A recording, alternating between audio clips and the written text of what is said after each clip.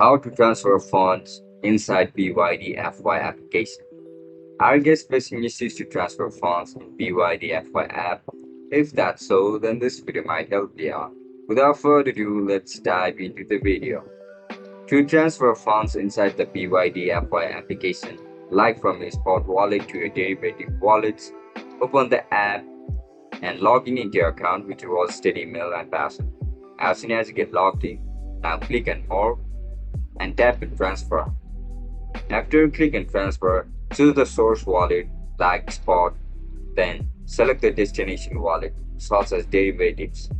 Pick the crypto you want to move like USDT or Bitcoin and enter the amount. Tap Confirm Transfer and the funds will be moved instantly between wallets with no fees. You can now use the balance for trading or other features within BYDF1. And if you are not sure how to complete any of these steps, make sure to check out our other videos in this channel for full guidance. And that's it guys, that's how we're going to transfer funds in the BYDFi application. I'll catch you in the next one. Bye bye.